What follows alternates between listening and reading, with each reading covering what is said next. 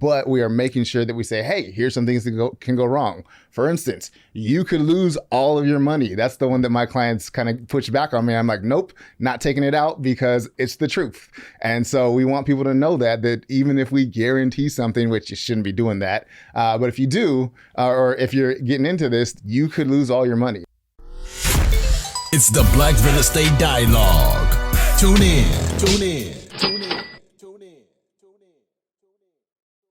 If you're someone who lives in an area where it's so expensive to buy real estate and you feel like it's impossible, then I have something for you. I just released a free guide that's going to give you the 8 steps you need to take to buy your first out-of-state property. I bought several properties out of state, living in California, investing in Ohio, and you could do the same. It's just a matter of having the right information. So click the link in the description of this episode to get your free guide today. Hi, everyone. Welcome to another episode of the Black Real Estate Dialogue podcast. Before we get started, make sure you subscribe if you're on YouTube, like this video, share with a friend. If you're on audio, leave us a 5-star rating and review. It goes a long way. Thank you in advance. Very excited about this episode. Very important episode today. I have Nic McGrue. Nic, thank you so much, man. Appreciate you coming on the show. Thanks, man. Thanks for having me. I'm pumped to be here. Real pumped to talk about what we're about to get into. Absolutely. We got a lot to talk about, man. Yes, got a lot to talk about. So, but first, just introduce yourself. Let the people know who you are and what you do and just some background information. All right, yeah. So I'm Nic McGrue. I'm a lawyer and the founder of Polymath Legal. We started Polymath Legal back in 2010. And at Polymath Legal, we help real estate investors lawfully raise capital so that they can generate passive income while creating generational wealth. So we help you with the documents, the contracts, and all that stuff to get your project off the ground and hopefully make sure you're not getting in trouble as well. Definitely. And, it's actually the first time we've had a lawyer on the show. And, we've talked about this. I think it's timely because there's a lot of interesting things happen out there and people are losing their shirt, losing money and all type of stuff. And one thing I just want to say before we get into this is we're going to talk about a whole lot of things and help you to figure out how to vet opportunities, figure out who's legit, who's not. But the first thing I just want to emphasize is we need to stop giving people our money, investing in their opportunities just because they're Black. If I present to you a real estate deal, you might trust me, you might like me, but I want you to take that to your lawyer, take that to your financial planner, to an accountant, and scrutinize it and make sure that it makes sense. You shouldn't just accept the opportunity because somebody is Black. So that's going to be part of what we talk about today. What are your thoughts on that? I was about to say, I'm going to piggyback off of that and take it the further step. And also, you shouldn't be presenting deals to somebody unless if you vetted it and you've had your attorneys look through it and you're doing it the proper way as well. Because it's a two-way thing. And obviously, we want to make sure that the investor is protected. But one way to do that also is to make sure that the person that's running the deal is educated and doing it the right way as well. Definitely. So I'd say the most common that I see type of investments people do, you have like crowdfunding.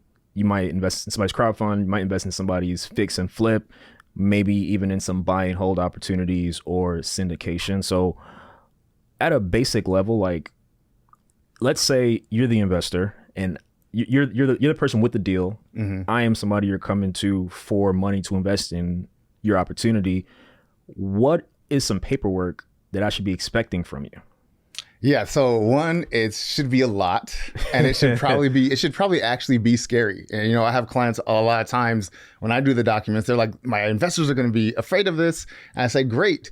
Part of what we're trying to do, at least for me from the issuer side, the one who's doing the deal, is we want to tell them all those things that are going to be scary so that they can know that before we have their money. Because obviously my clients, like, we want to raise the money, we need the money. But I say, look, you'd rather not have their money and them get scared away now versus us be quiet about something that could potentially happen. And then that bad thing happens. And now you have their money. They're going to be, probably suing you and taking all your time and resources away from your actual deal. So for an investor, some of the things you should be looking at, part of it just depends on how the deal is structured. Mm-hmm. At a very minimum, If it is a debt type deal to where they're guaranteeing the money to you, and we can talk about guaranteeing in a second too.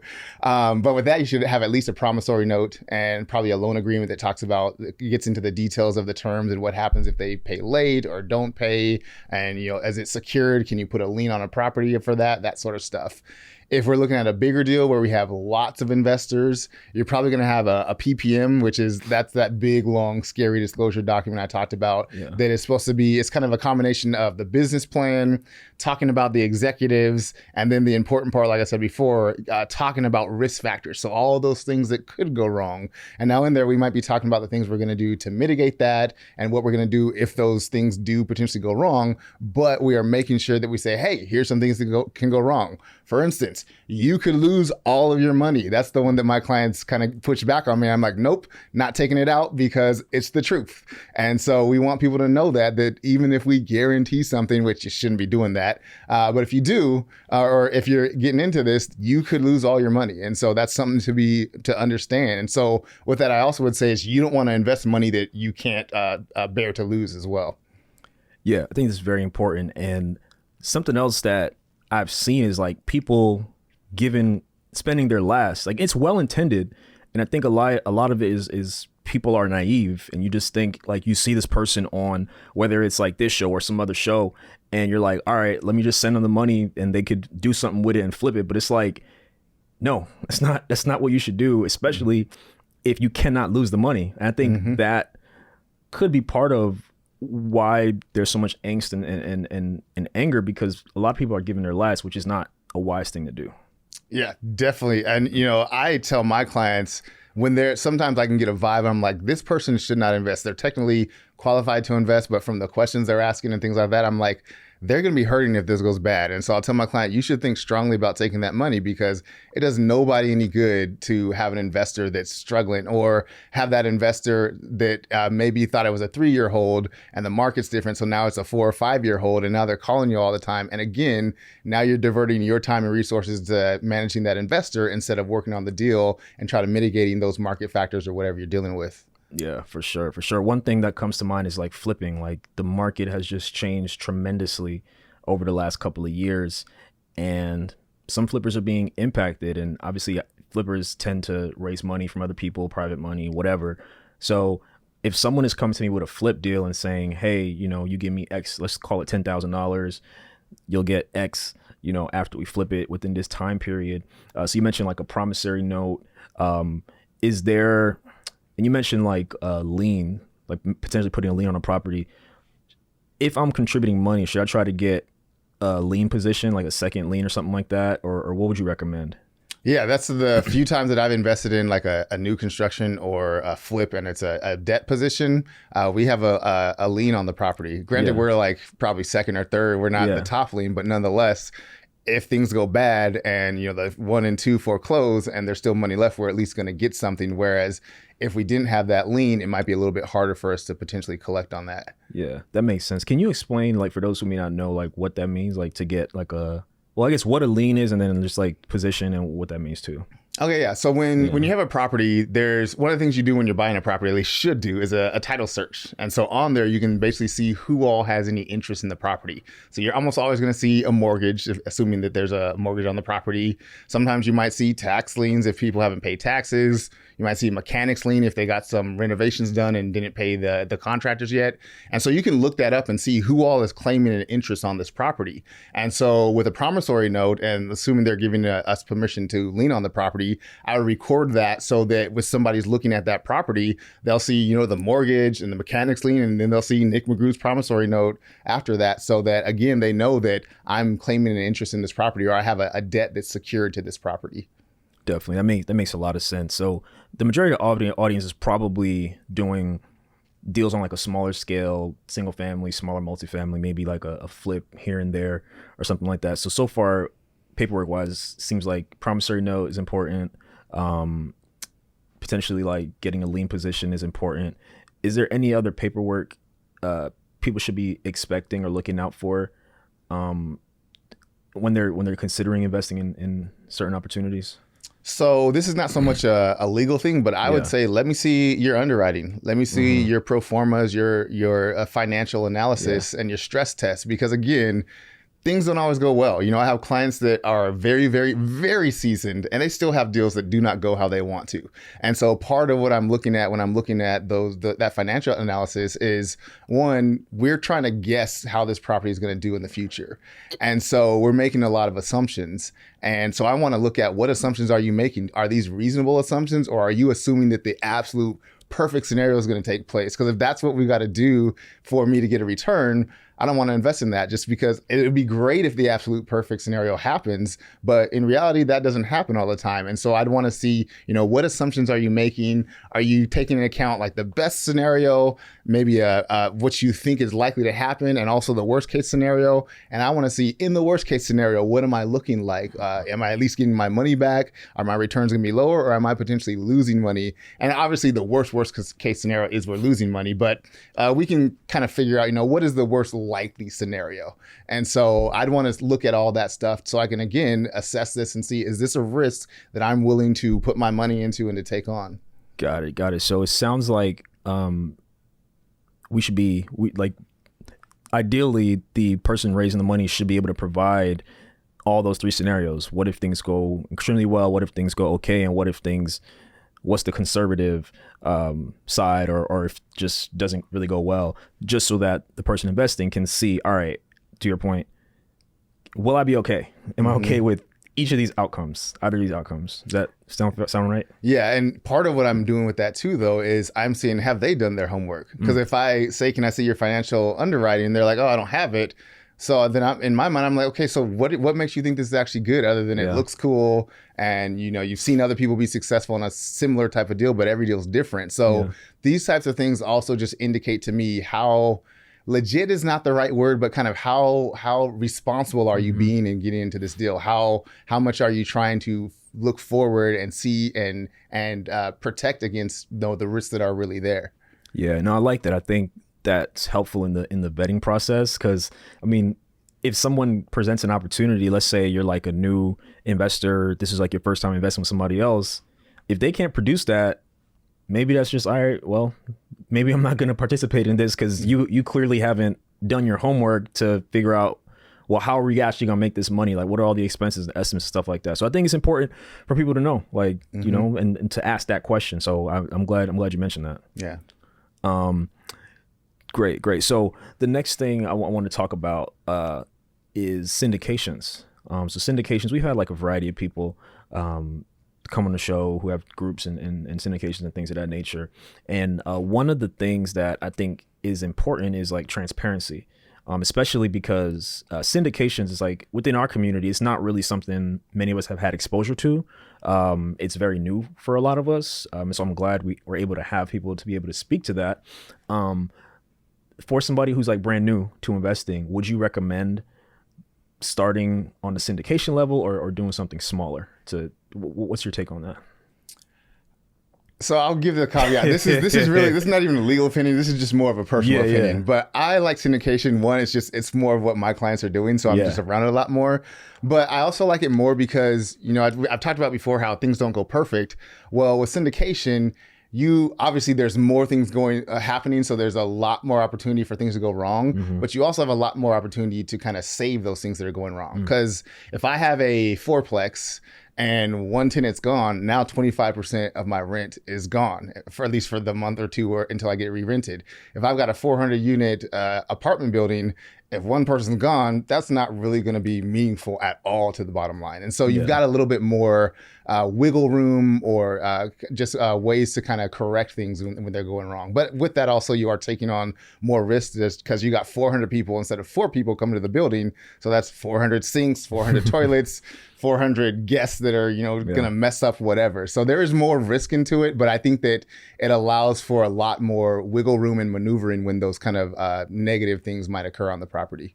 Definitely. That makes sense. And for those who maybe are not so familiar with the terminology, can you at a basic level explain like what the setup of a syndication is? Yeah, so syndication, if we think about, group economics, that's group economics on steroids. I say I want to buy or build an apartment building. It's going to cost me $50 million. I don't have that. With syndication, I don't need that because essentially I can raise that capital, and now we often would call me, if I'm the one running the deal in the industry, we called me the GP or the manager, and then you would be the passive investor, so the LP or the limited partner. And so with that, I can raise the capital from the limited partners. They're typically going to bring the most or all of the money, but I'm bringing the sweat equity. So I'm going to split those profits with you, and I'll tell you in advance how we're going to split it. And as I do the work, and the property starts bringing in money, when I say, hey, we're doing well, we paid all of our expenses, we've got some extra cash, let's spread this out to the owners. I'll split some of it with the investors, and then I'll take some for myself or my management team as well. And so we're all growing with that property as it hopefully performs how we're planning to. So yeah, it's basically us pulling all of our capital together. And so the cool thing that I like about syndication is that I work in it typically in the context of real estate, but it really can be used in almost anything you're trying to raise capital for and group money together, you could do that. So, on higher levels, even banks, when you have like a $1 billion development, banks are actually syndicating the financing of that. One bank might say, I've got 100 million. Another one might say, I've got 500, I've got 300. And they're coming together to put that loan together for the developer, but they're syndicating the money to bring that loan together even. Basketball teams can be bought with syndication. The first syndication that I did was for a movie. So somebody had a script and they said, hey, I need 800 grand to make this movie. And so we set up a syndication there. So I like syndication just because I hear about it and work about it in the context of real estate, but really whatever project you have, syndication can be a way to get the capital that you need for it. That's so crazy. I didn't even think about it in the context of anything else besides like real estate, but it makes a lot of sense. Yeah. Like I think with the Hornets, it's like a group that's purchasing Michael Jordan's stake. It's not just one person. So that makes a lot of sense. Yep. What are your thoughts on something else that I've seen that people have had challenges with is investing with people who don't have any skin in the game. So they don't have a cent of their own money into the deal. What do you think about that? What's your take on that generally? I think it would depend on the size of the deal. Because with syndication, it's kind of common. A lot of times the management team might invest a little bit alongside their investors, but it's not uncommon for them to not invest. But what they are doing is they're probably giving the personal guarantee on the loan, because typically with syndication, you're not syndicating the whole purchase. You're syndicating the equity piece that you can't get a loan on. And so the management team, one, they're staking their reputation.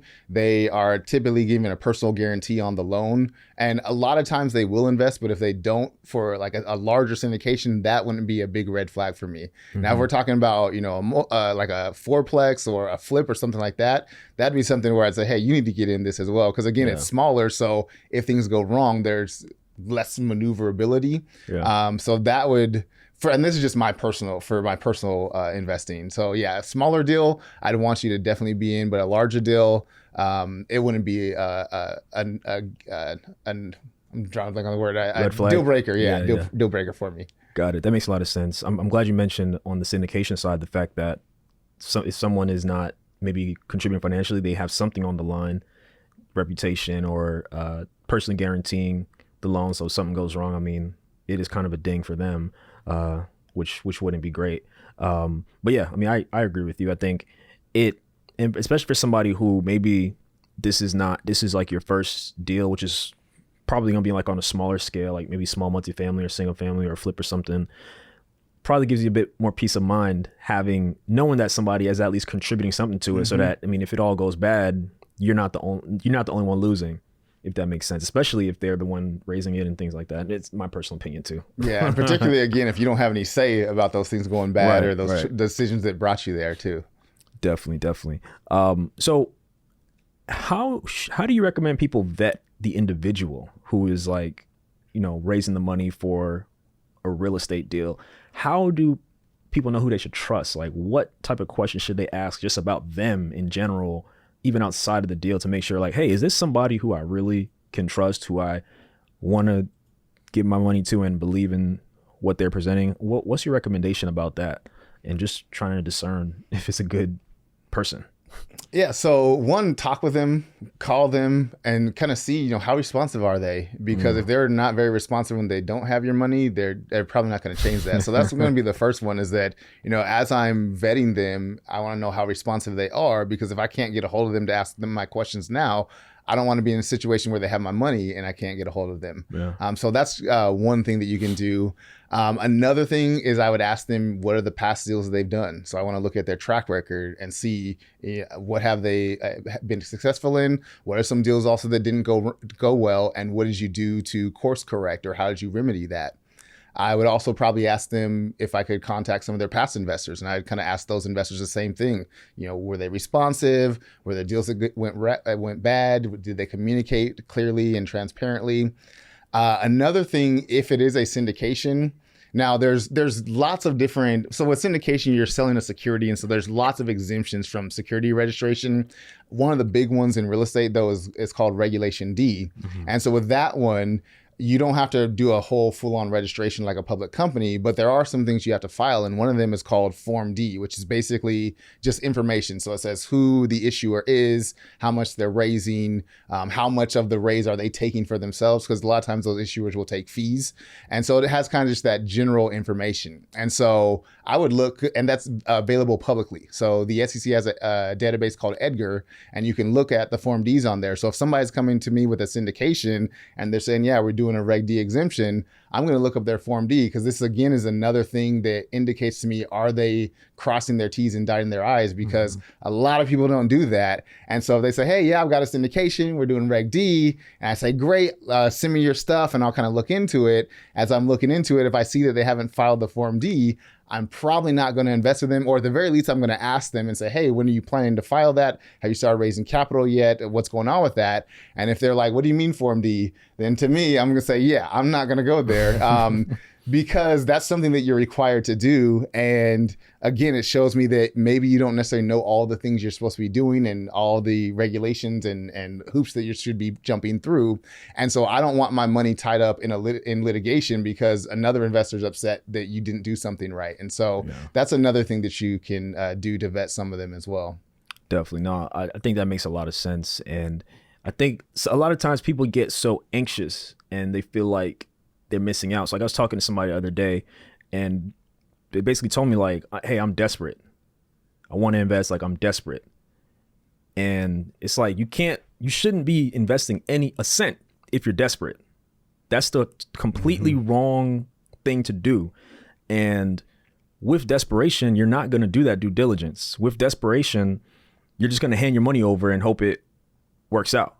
And there's plenty of people who will take your money, and who knows what will happen with it.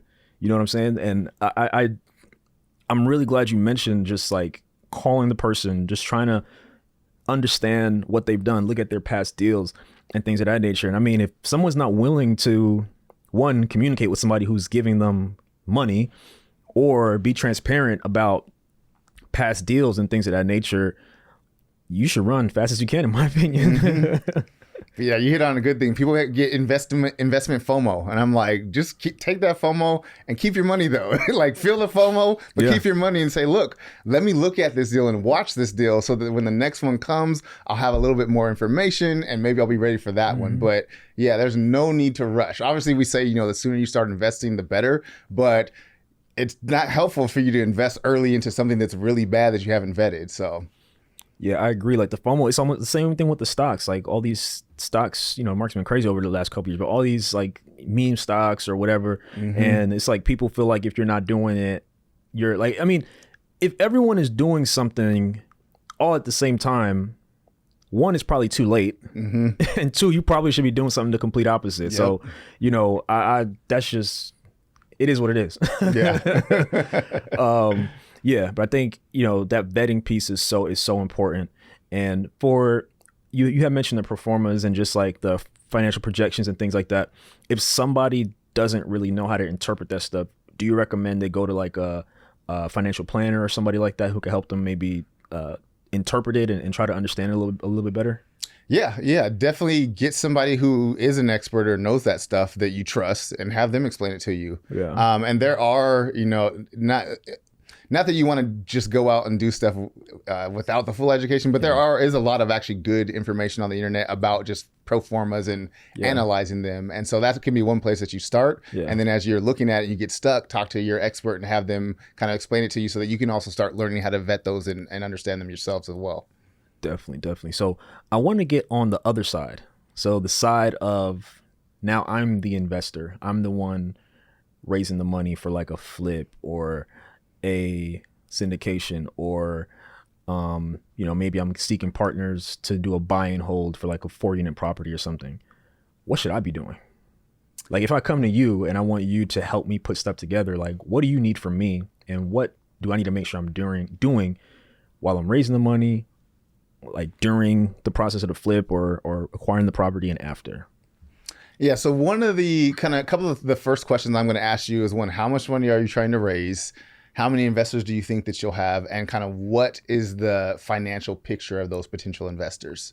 Because that, as I was mentioned before, this is a big generalization, but oftentimes if you have a passive investor, you're selling a security. And so if you're selling a security, you either have to register that security or have an exemption from registration.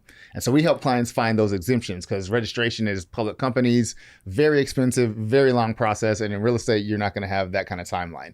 And so when I'm asking, how many investors do you think you'll have? What does their financial picture look like? How much money are you trying to raise? Those are questions that are going to help me understand which exemptions might apply to you. And then from there, we're going to see, okay, we may have 3 or 4 exemptions that could work for you. Now, which one's going to be the best one?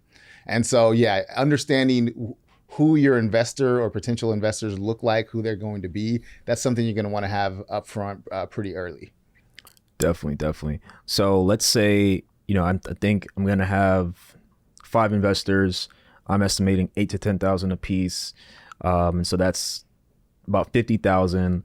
I'm going to buy a property for, and as I'm going, this is like the level of detail you would prefer, right? Mm-hmm. So I'm going to buy a house for $30,000. We are going to put $50,000 into it. So we're going to be all in 80, and I'm estimating it'll appraise at 160, and we'll have whatever X, Y, and Z profits. Would that be like sufficient for you, or would you want more information on the financial side? That would work to start out. Before we close, we probably would want to have things ironed up a little bit more, but that's enough to get us started. Yeah. Next thing I'd ask is, how long are you planning to hold this? Because again, the timing also can determine different things as well. 6 months. 6 months, that makes it easy, actually. So a lot of times a promissory note that is under 9 months is just deemed to not be a security. Yeah. So there I'd say we're probably a lot easier compliance there and can do promissory notes and kind of be done in most cases. Definitely. So you're in a very unique position because you, I'm sure, are privy to a whole lot of deals and clients and people in your network and things like that. And you mentioned, you alluded to a couple of times, like just opportunities you've invested in. So can you talk a bit more about that and just like different opportunities and real estate deals that you've been able to invest in? Yeah, I do get to see a lot of deals, but it also still is like a small amount. Like it's my little world. It feels like a lot of deals, but there's tons more that are going out. But at least in my little world, I can see, the deals and kind of what the market for my little area is. And so, it's interesting because sometimes I'll have a client that might have a deal in their terms, and I'm like, have you talked with investors about that? And they're like, why? And I'm like, well, just because there's a lot of opportunities that are far better than what you're offering right now. And it's fine if your investors don't have that and your investors are cool with that, then that's great. But you just might want to look at that. So it is I am in a unique position to see a lot of deals. Haven't done anything too crazy. A lot of it is just kind of a large multifamily. One that I'd say would be crazier, which is not even that crazy. It was a new construction spec home build. Oh, it's nice. And so it ended up. So actually, this is a good example of understanding your who you're investing in. So the deal was supposed to. I think we were supposed to almost get like just under 2x in about 18 months because there's brand new construction. So you're literally building all the value there, and there's a luxury home. And so it was looking pretty good. The construction team, they've done this a lot, and they had showed us 2 or 3 that they had just sold in the past. So I was like, okay, looks like you know what you're doing. Looks like this model is working. And things were going well. I ran into them at a conference. They were like, hey, we're probably going to be selling it and finishing up in like the next 3 months. Things are looking great. We're good to go. And even a month before, okay, cool, we're about to sell. Things are looking great. And then when it comes time to actually close, they're like, so actually, things ended up kind of not going so well. We didn't lose money, but it ended up it was going to be like a 2% return, basically a bank return, essentially. Oh, snap. And so we were like, what's going on? What happened? And so they kind of they were very truthful and candid. They said, yeah, we kind of got just a little loose. We were towards the end and they had pre-sold the home. And so the homeowner would come in when they were working and say, hey, change these or put in this thing or add this material here. And so because their numbers were looking so good, they're like, oh yeah, this change here is not going to, the $1,000 here is not going to change anything. This little bit here is not going to change anything. But in that last month, they ended up doing that so much that it just dramatically took the returns down. Wow. But when I talk about knowing your who you're investing in, because we had an agreement that we had a certain split that we were going to do. And we basically were like, look, you guys dropped the ball. What are you going to do here? We're the investors. You guys were making all these decisions. And if you're going to tell us that we're going to split it like normal, that's great. But just know we're not coming back. And so they ended up basically giving us all, as a group of, there's like maybe 8 of us that invested in this. And they gave all the returns to us. So they didn't split it, take any for themselves. Wow. And so they basically built a home for free. Wow. But gave us the returns. The return ended up being okay. But that's an example of understanding who you're investing in, because that builder, they knew that, hey, if I don't give them something decent now, they're never coming back. Whereas now I would be interested in looking at future deals with him just because I know that he's looking out for me and trying to do the best. And when things don't go quite well, he's going to do what I would want done to mitigate that damage there.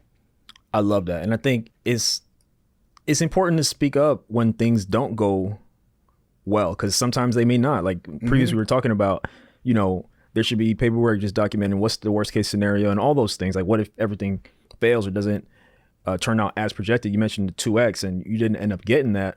But the good thing about the person you were investing with is that they were transparent. And to your point, they thought ahead, like, hey, and I think it's great that you're even saying you'd be open to doing another deal with them because they had integrity and they actually, hey, this is why it happened. This is exactly what happened. And they didn't just like duck and try to run away and, you end up in litigation and all this type of stuff. And I think it's important. Because not everybody does that. Some people just want to like blame the person who invested with them or blame different stuff and just not take responsibility for the part of it that was in their control and that they messed up at. And it's okay. Like sometimes you mess up. Sometimes like you miscalculate or you could do all your homework you want. It just doesn't work out. But hey, I mean, if you think long term, you never know. You could always do another deal and people will trust you because you were able to stand up and say, hey, like we just messed up. So I'm glad, that you had that experience. Yeah. I think it's just, we use the word integrity. Like that meant a lot to me because like you said, things are going to mess up. Yeah. The best laid plans can go wrong. And, again, there may have been some things they could have done to alleviate this, but nonetheless, they're going to take the lesson now because they built a home for free. But also, they also got some investors that say, you know what, I know they're looking out for me. And so if there's a good deal that comes along, I'm going to look into it and see if it makes sense for me to invest in. Definitely. Were there any other deals you invested in that didn't go as planned? No, I'm relatively new to the investing in the last 5 to 8 years, and the market's just been good. So like it's and kind of as you're saying, this is a timely topic of us talking about vetting investors because what I've been saying the last probably like year and a half, I'm like, now we're gonna start seeing who actually is good at real estate because before. You could just be bad at it with like in the investor space, you could be bad at it, but the market's just going to take you up regardless. Kind of like how housing was back in like 2006, 2008. Again, you could buy something and it's just going to increase regardless of what you did. Now we have lending's a little bit tougher. The market's not climbing as quickly as it was. And so we'll start to see who actually is good at real estate. But yeah, thankfully, just because I think it's just the market timing more than anything, they all have just done well, thankfully. Yeah. Has for you, has it mostly been syndications? Yeah, mostly syndication. Yeah. Cool. Yeah, and I mean, I'm glad you mentioned that though, because I don't think it's a coincidence that so much is happening right now. To your point, like a lot of people have been riding the wave. Same thing with stocks, like people riding the wave, but no one, like we'll be able to see over the next couple of years who can go through this storm or whatever you want to call it, and all these different market conditions. Quite frankly, I think people should be slower to invest their money with the individual. Like I really think the best teacher is trying something yourself for the first time. You can get some help or some coaching or mentorship or something like that. But I think there's value in putting your own money up, so you can see how it feels. And, maybe one day you want to be the person raising the money, but at least you've put your money out before, you've dealt with various things before. And so, you'll have knowledge, you'll have more experience for when it's time for you to maybe bring money in or for you to put money out into somebody else's opportunity. So I think there's a lot of value in that personally. And I mean, hey, if you could manage decently these days, I mean, who knows what the future's gonna look like, but I think there's a lot of value in it. Yeah, definitely. It's it's a weird balance, because on one hand I say, get educated, but on the other hand I also say don't sit back forever. And so again, I'm not telling somebody to jump into a bad deal, but at the same time, no deal is going to be perfect. Yep. And not going to go exactly right. And so getting that experience, because even if the deal goes wrong, you can start learning, okay, here's some indicators of when that deal is going wrong. Even with the example that I just talked about, one of the things that I learned about now is even in the last 2 months, I'm going to still make sure I'm contacting the person I'm investing in to make sure that we're on track and everything, even if things were going great the whole time and we're about to wrap up. So even when you have a loss, and again, this gets back to not investing that money that you can't afford to lose, because even when you have a loss with an investment, typically there's also a lesson there too. So it's not a complete loss. Definitely. No, I agree. I agree 100%. How often do you check in? Like if you're investing with somebody at like the different stages, do you have like a cadence? Like do you check in like every month or every other month or so, just like how things are going? How do you usually do it personally, and what do you recommend? Have a cadence, whatever it's going to be periodically. Yeah. If we're talking about the syndication and bigger projects, in my opinion, a good issuer is going to give at least a quarterly update anyway, whether there's nothing going on or great things going on or bad things going on. There's going to keep you updated so that, and at a regular cadence, so that you just know generally what's going on. And so with those ones, I just kind of wait for the newsletter. If there's something that gives me question or pause, I might reach out to them. But typically I also know that we're in it for like a 3 to 5 years. So even if something's going bad right now, that's right now. Now, if I get 3 more quarterly newsletters where it's going bad, that's when I'll have an issue. But everything's not going to be perfect all the time. Yeah, no, it definitely makes a lot of sense. I do want to switch gears a little bit, Nic, and talk about your journey. We were talking and you mentioned you've had your own firm for about 13 years now, right? Roughly 13 years now. So just talk to us about that and just like why you decided to go out on your own and just like the specialties at your firm, how those things develop. Because I mean, we don't really see a lot of Black businesses lasting that long. I mean, I don't know the statistics, but a lot of businesses go out of business pretty quickly, like a year or 2 or something like that. So we'd love to hear just more about that. Yeah, so it was always a plan, but it did not go at all how I had planned it. Yeah. So I graduated law school in 2009, so the economy's kind of tanking then. And so typically in law school, your first summer, you often work for free. Your second summer, you work and you get paid. And that summer is kind of like a long interview to have them offer you a job when you graduate. And so I did that and was working at in-house at a company, and they said, yeah, we love you. You're great. We'd love to have you come back. We'll, touch bases more in the wintertime to really see what it looks like. And basically, this is a side note to that, actually. I remember I made a good amount of money that summer and I was living with my sister, so I just pocketed all of it. And so I was like, let me be responsible, invest in the stock market. And so I invested like $10,000, and literally like a month later, it was like $3,000 because the market had and these were like blue chip like stocks supposedly. But that's an aside. So anyway, but that kind of shows what was going on in the economy. So I stopped working there. A month later, economy's tanking. And so when winter comes, they said, oh yeah, the business had to reorganize and our office isn't going to be here and we're all getting split up. Some of us are getting laid off or let go. So sorry, basically. And so I was like, great, well, I'm graduating and I guess I got to figure out what I'm going to do now. And so it had been my plan to, work at a firm or business 2 or 3 years and then start my own. That's what I wanted to do. So I graduated, didn't have a job. I'm applying for jobs that I didn't really want. I'm competing with lawyers that were 2 or 3 years senior because they had also gotten laid off because of the economy. And just, I wasn't really happy with that. I lucked out kind of temporarily. A friend of mine in law school, her tax consulting firm needed some help. So I was doing that kind of on a project basis. I might work like maybe a week, a month, but at least kept me fed and things like that. And I remember during all that time, I was like, okay, well, I'm at home all day, so I'm not going to just sit here. I'm going to be, building into myself. So I was, building a business plan for the firm. I was reading practice guides, just kind of learning more about the practice of law, kind of just getting ready for whenever that time might come. And so I had a project. I worked with them in New York. I ended up being there for about a month, and it's great. I lived at the W in Midtown for a month. And it's sweet too. Like I had a bedroom, a living room. Like it was dope. Sheesh. So they paid me well. I was living it up, and I'm like, this is great. But I saw, how much they were paying for me to stay there, how much they're paying me versus how much the company itself actually made. And I just like, man, they weren't even here. And they're making way more than I thought I was getting broke off, but I'm getting pennies compared to what they're getting. And so that's kind of what motivated me. I was like, you know what? Time to launch a website. We just got to do this. Because again, it'd been about a year and a half, and I've been applying to these jobs that I didn't want. And I was like, you know what? I need to try to bet on myself instead of betting on trying to get this job that I'm not really wanting anyway. So I lucked out, got blessed, whatever you want to call it, because one of my good friends was a property manager. And I think I launched the website on a Monday. She calls me up on Wednesday and says, hey, you do real estate, right? And I was like, yeah. And she's like, great, we just fired our attorney, so I want to bring you in to my boss and see if we can have you come on. So it was a family-owned real estate company. It's two brothers. They had a lighting company, and they basically had contracts with all the hotels and casinos in Vegas for lights. So Think of all the lights there. Yeah. So one brother ran the light part, and then another brother took that money and invested into real estate. And so I got that client. It was my first client. That client is what kept me fed for the first year or two while I'm building out my client base. And then it slowly grew from there. But yeah, it was...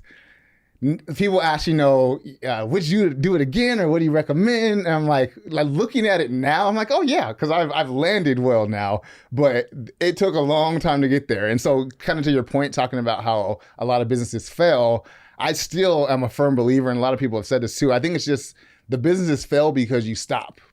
If you just keep, because you're going to get those hard times and those things where you feel in your gut that you should stop. The businesses that succeed are the ones where they push through those moments where you're feeling like you should stop. Because there was many times where I'm, checking the mailbox like every couple hours because I got rent due in 2 or 3 days and I'm waiting for some checks for clients. And if those don't come through, I'm not going to be able to make it. So times like that to where, I was talking with somebody the other day. I was like, when I started out, it's interesting how much it's changed because at first I was trying to see, can I feed myself?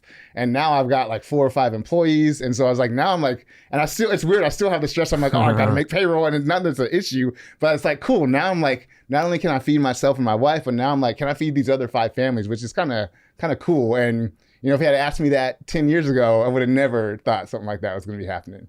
Definitely, man. That's amazing. It definitely sounds like it was a turning point around the time when the job didn't work out and you just had to figure it out. And it sounds like that experience in New York, it was a turning point for sure. Because you're like, wait a minute, if they could do all this and give me this, like what could I do if I just take a chance and try to figure it out on my own? So, I think that's incredible. And you did talk about some of those hard times. I would love to hear some more of that, because you mentioned sometimes just like, hoping client checks come in so you can pay your bills and do what you need to do. What other challenges have you experienced over the last 10 plus years that have helped you to continue to persist and grow? I don't know why this actually popped into my head when you thought that, but so this is actually more of kind of almost like a moral dilemma. So thankfully now I've niched down and focused. So that's one thing that I would recommend to any entrepreneur is not necessarily super niche focus, but have a focus. Moving around a whole lot makes it harder for you to grow because you're doing so many things. But when I started out in law, we say I was practicing door law. Basically, anything that came to the door is I would handle. And so I had a client that was pretty regular and mainly business stuff, but then I also would handle small litigation matters for him. And yeah, he just was not a very ethical person, not like extremely immoral, but just there were things that I kind of just started to be like, I can't do that. So there's one time, for instance, that I ended up saving him about 90 grand that he should have owed, but due to just the letter of the law, he didn't actually owe it. But I'm like, that you should pay that person. And so that happened. There was another time. And so that was the first thing where I was like, oh, this doesn't feel right. But technically the law is there, but didn't feel right. And then there's another time where it was a carpet company. It was like a mom and pop carpet company. And this client owned a hotel, and the person had redone like a floor of the carpet or something like that. And my client still owed them, I don't know, like 30, 50 grand, something like that. And he was like, their attorney like reached out to me and said, hey, can we get this settled? Can they pay? It's an outstanding invoice. And so I tell my client, and my client was like, tell him we'll give him $10,000. And I'm like, why? He's like, just because that's all I want to give to him. And I was just like, but I'm looking at the contract here, and it says you owe, and you paid part of it, and you haven't paid all of it. And he's like, yeah, just tell him I'll give $10,000. That's all I'm going to give, or he can sue me.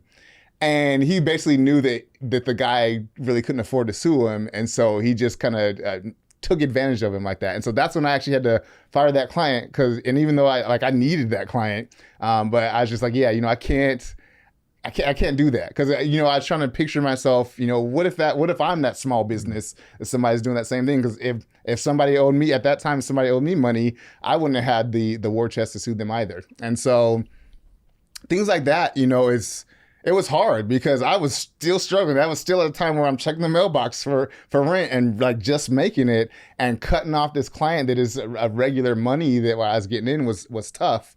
But that's one of the things that, I'm happy about, that I, didn't quote unquote sell my soul. Some people do. I'd say just know what your prices or what your limits are, because there might be those times where you're pressured or tested to do things that may not jive with what your personal ethos is. Definitely. No, I'm glad you mentioned that. In your experience, have you seen just generally like a lot of people who will do stuff like that just because they know, like try to give somebody a crumbs because they know they wouldn't be able to face them in court, like they wouldn't be able to last through the whole litigation process and stuff? It's definitely out there for sure. Or even sometimes it's just, oh, you want to sue? Great. I'm going to make this very expensive for you so that you just can't win. Because I don't litigate it now, but a lot of times litigation is just a war of attrition. Who has the war chest to fight it long enough to stay and last versus who is kind of getting edgy and just ready to get rid of it and wants to settle now. Yeah, that makes a lot of sense. So you mentioned also doing, you said door law? Right? Yeah. So at what point did you choose a focus? And was that focus always real estate, or how did you figure out, all right, this is going to be what my firm focuses on? So the focus always was business and real estate. I actually, in law school, it's weird because I really enjoy the topic of law. But after the first year, that's the hard year, and I got through it, did pretty well. But I was just like, I don't really know that I want to, I don't want to be in court every day and doing that stuff. But I also was like, I've already finished the first year, which is the hard year. I've got on all this debt, so I got to make something out of this. But thankfully, I took a class called Entrepreneurship in the Law. And so it's talking about the legal aspects of, businesses and, the security stuff I talked about and that sort of stuff.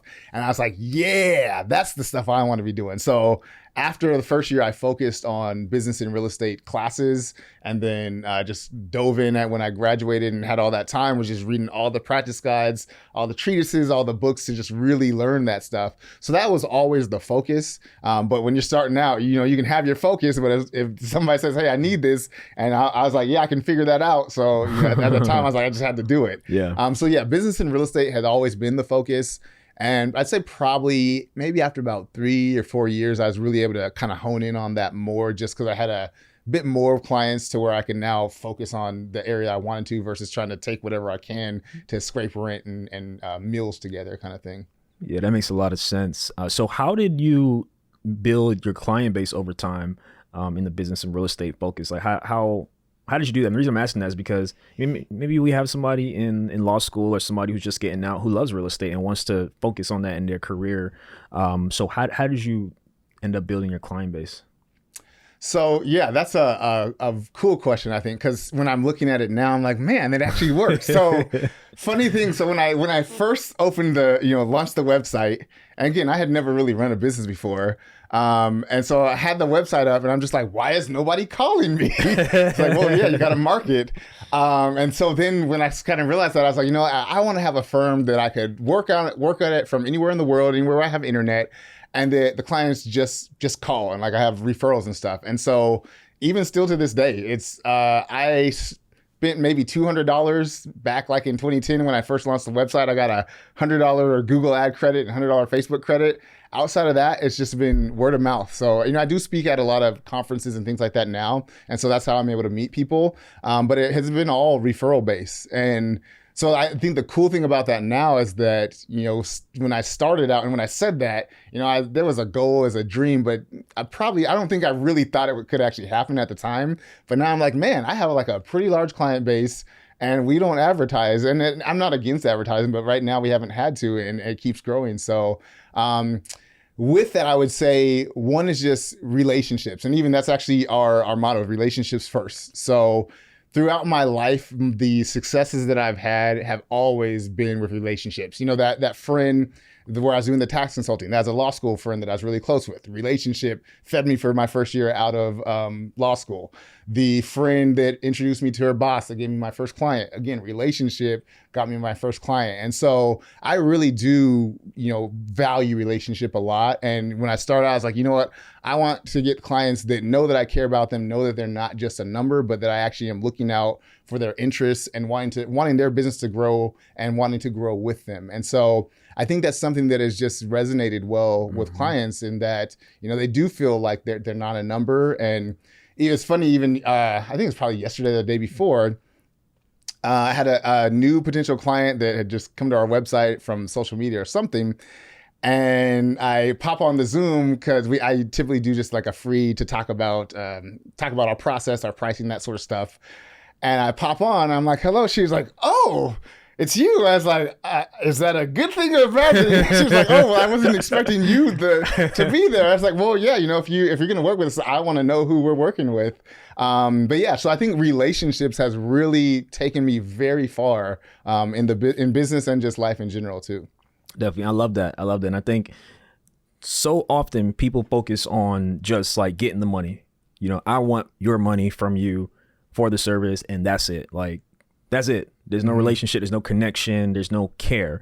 And I think I like that you shared that because it goes a long way. It really does. And, why wouldn't somebody want to work with somebody with a firm who cares about them and has actually invested in seeing them succeed and not just like, you need me for this document or to push this deal through. You know what I'm saying? Mm-hmm. Like I would assume that has brought you repeat clients.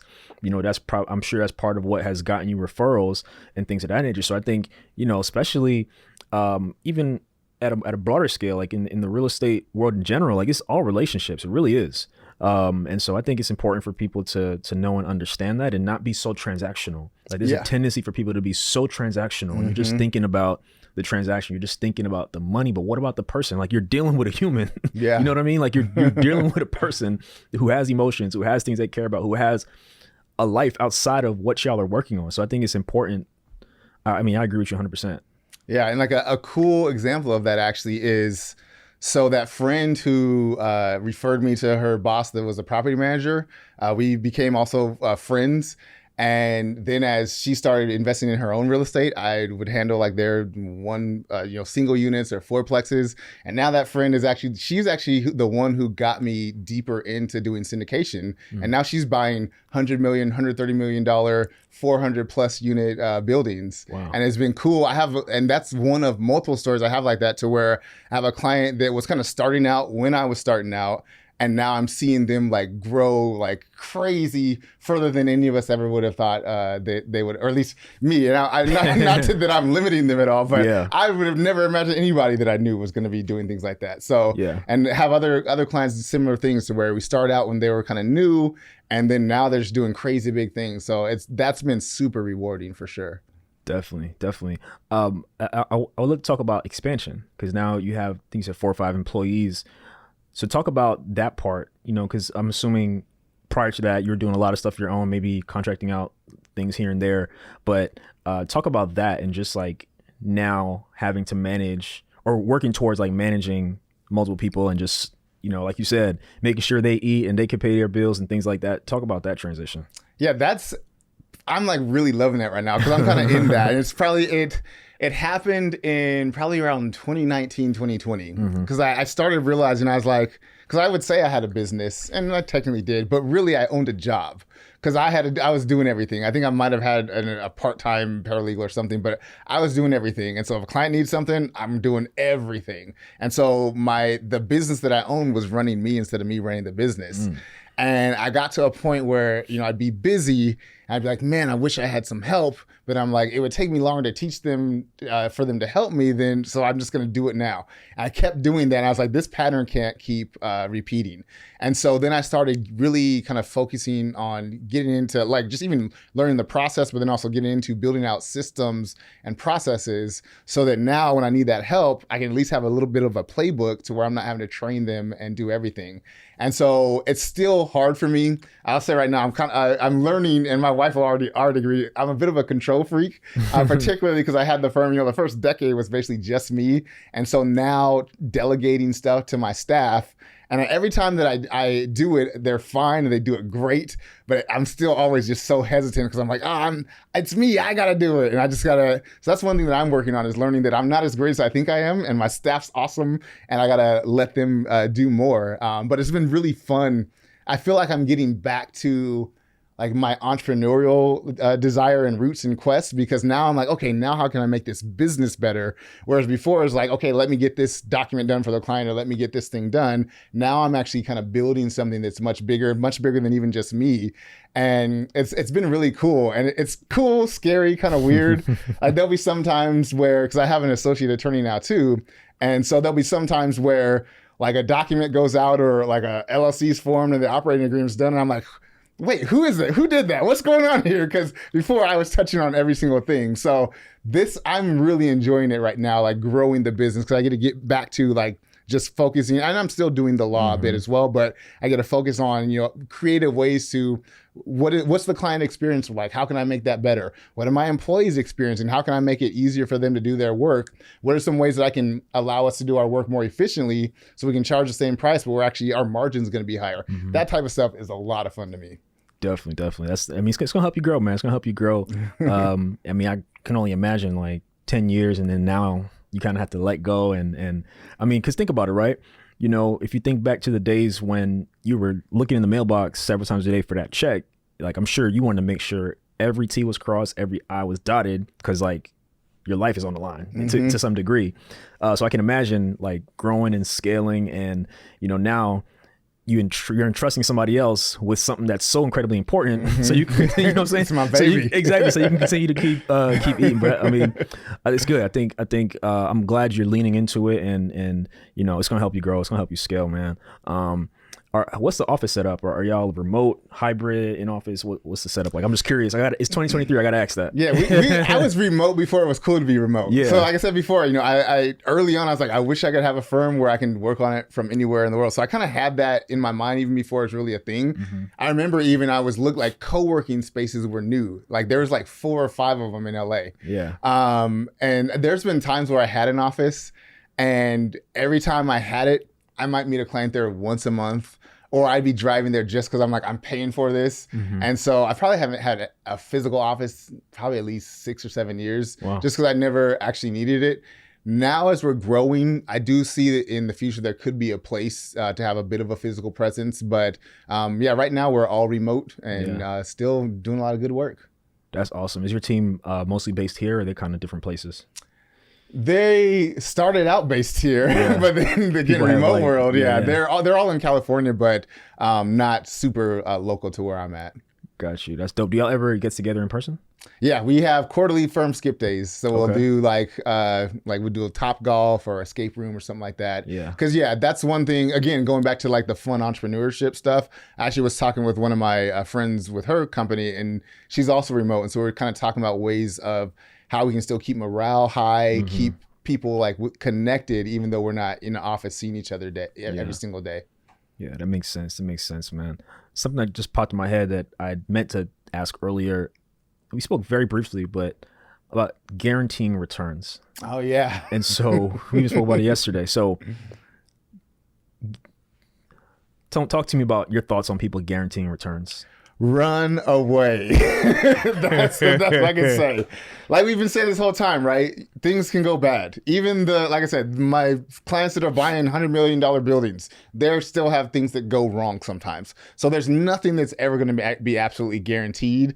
And if somebody is saying absolute, like the only way you can really guarantee that, and even then it's still not even guaranteed, but like a Ponzi scheme would be really the only way you can guarantee. And you don't want to invest in a Ponzi scheme. So yeah, if somebody is guaranteeing something, I am not investing in that.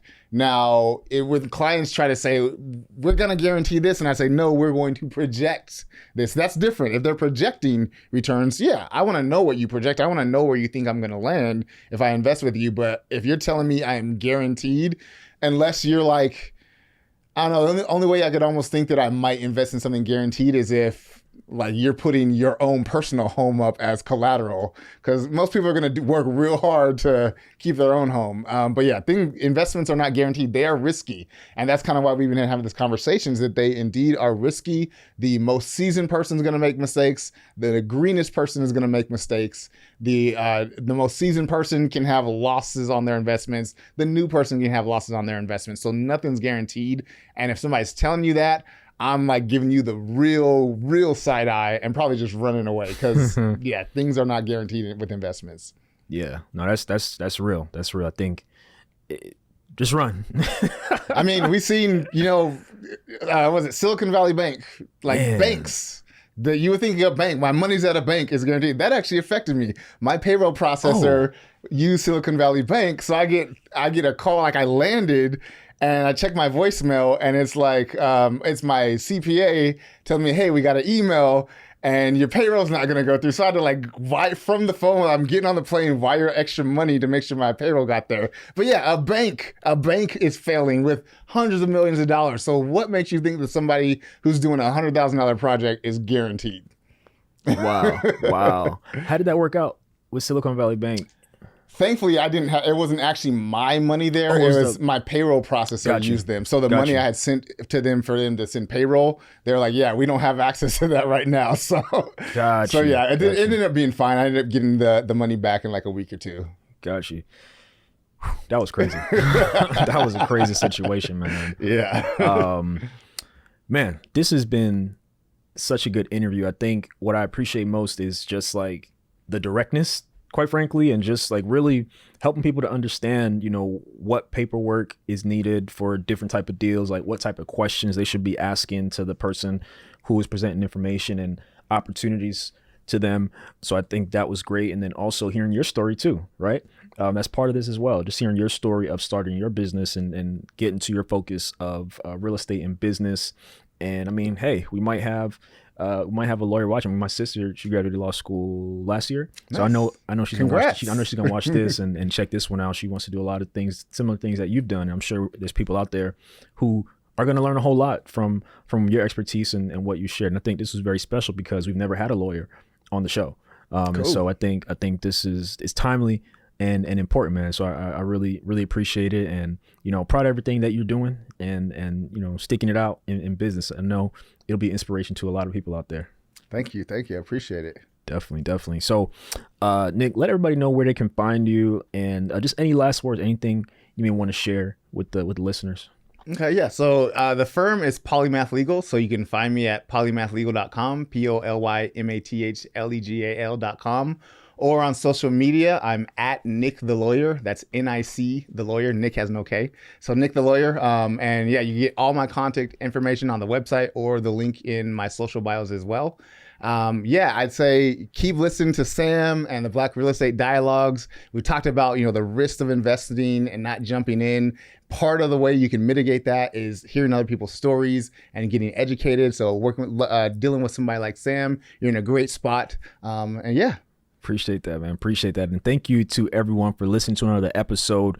Really appreciate it. If you haven't already, if you're on YouTube, make sure you subscribe, make sure you like and share this video with someone who could find it valuable. If you're on audio, make sure you leave us a 5-star rating and review. Thank you all so much. Look forward to talking to you soon. What's up, y'all? Sam here from the Black Real Estate Dialogue podcast. Thank you so much for watching another episode. Definitely take a moment to subscribe. Make sure you like this video. Also, visit our website, blackrealestatedialogue.com, and follow on Instagram at Black Real Estate Dialogue. Talk to you soon.